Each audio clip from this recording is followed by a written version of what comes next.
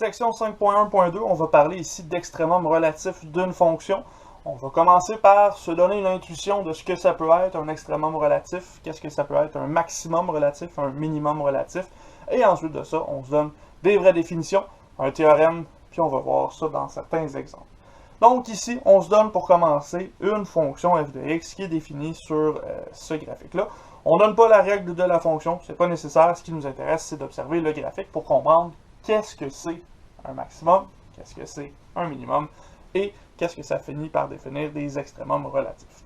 Donc on regarde ici certains points qu'on a remarqués dans le graphique, en particulier lorsque x égale à b. Le point ici donné par b, f de b, c'est un maximum si on se restreint à l'intervalle a jusqu'à c.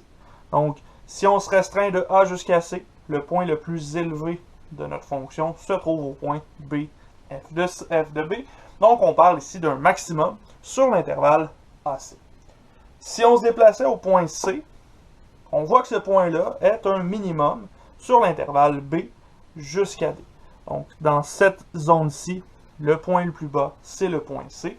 On dit que le point formé par C, F de C, ça représente un minimum sur notre intervalle B jusqu'à D. On peut se déplacer jusqu'au point D aussi. Au point D, on est pas mal au plus haut là, de notre fonction. Dans l'intervalle AE qu'on a dessiné, le point D, F de D, c'est un maximum pour l'intervalle AE qu'on a donné ici. Maintenant, on peut s'intéresser aussi à ce qui se passe en A et en E. Si je restreins mon intervalle au début de A à B, ben, la petite section qui est ici admet comme minimum le point A, F de A.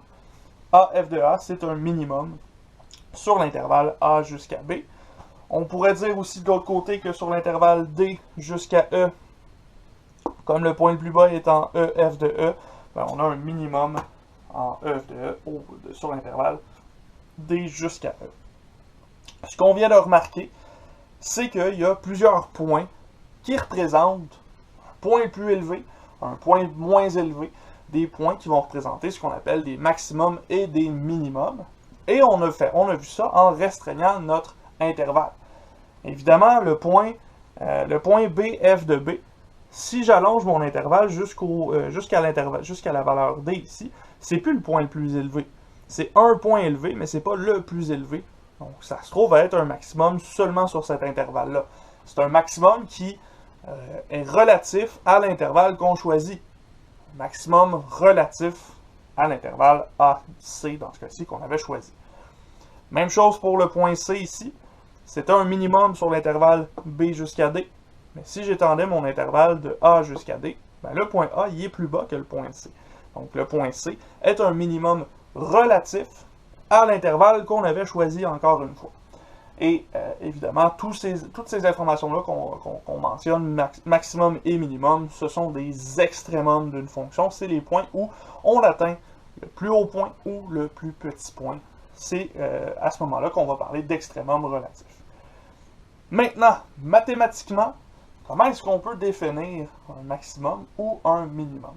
On se donne deux définitions pour ces points-là, et ensuite de ça, on regroupe les deux définitions en une pour parler d'extrémum relatif. Un maximum relatif, qu'est-ce que c'est? Si on suit à ce qu'on a vu intuitivement, c'est le point le plus élevé de notre intervalle. Ben, mathématiquement, si on avait f de x1 qui était plus grand que f de x2 pour tout x1 et x2 sur cet intervalle-là, on pourrait dire que x1, f de x1, c'est un maximum relatif de notre intervalle. Donc finalement, si je vais traiter tous les points qu'il y a dans mon intervalle et que tous ces points-là sont plus petits que celui qu'on est en train de traiter, ça veut dire que j'ai un maximum relatif dans mon intervalle, de l'intervalle I ici que je me donnais. De l'autre côté, pour un minimum, ce sera la même chose, mais à ce stade-ci, comme c'est le point le moins élevé de l'intervalle, si on a f de x1 qui est plus petit que f de x2 pour tous les points x1 et x2 sur notre intervalle, là, on va parler d'un minimum relatif sur l'intervalle. En effet, si tous les points de mon intervalle sont plus grands que le point que je suis en train d'étudier, ce point-là est nécessairement un minimum. C'est un minimum relatif sur mon intervalle. Maintenant, avec ces deux définitions-là, On peut définir ce qu'est un extrémum relatif. C'est très simple, un extrémum relatif, c'est soit un maximum, soit un minimum relatif, bien entendu, dans un intervalle donné. On enchaîne avec le théorème 5.2. Ce théorème-là, c'est celui qui va nous permettre de traiter les informations du maximum et du minimum relatif en lien avec notre dérivée f' de x. Ce théorème-ci nous va comme suit, donc on nous indique que si on a une fonction qui est continue sur notre intervalle i, et qu'on a une certaine valeur de cet intervalle-là, disons c, si cette valeur-là est un extrémum relatif de la fonction f de x, ben à ce moment-là, on a deux possibilités pour la valeur c de notre intervalle. Soit c'est une des extrémités de l'intervalle, sinon c'est une valeur critique de la fonction f de x. Valeur critique, c'est lorsque notre fonction f' de x est égale à 0 ou si cette fonction-là n'existe pas. Qu'est-ce que ça veut dire ça pour nous?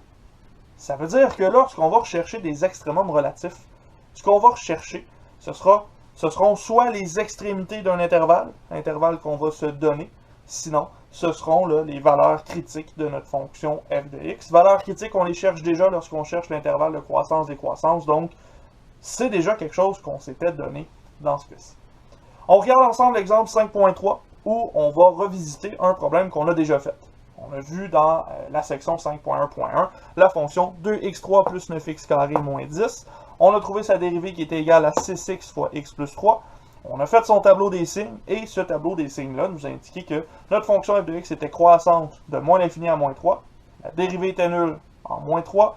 La fonction était décroissante de moins 3 à 0. La dérivée était nulle en 0. Et on avait une fonction croissante pour le reste de cette fonction-ci. À ce moment-là, je veux vérifier qu'est-ce que ces deux points-là peuvent me donner dans un graphique. Je vais essayer d'esquisser le dessin, le graphe de cette fonction-là à partir des deux points critiques qui sont ici. Je sais que lorsque x égale moins 3, ma dérivée est nulle et que ma fonction égale 17, donc environ ici. Je sais aussi que lorsque x égale 0, ma fonction vaut moins 10, environ ici. Et je sais que avant d'arriver à ce point-ci, au point moins 3,17, j'étais en train d'augmenter. Donc j'ai une fonction qui ressemblera à peu près à ceci avant d'arriver au premier point.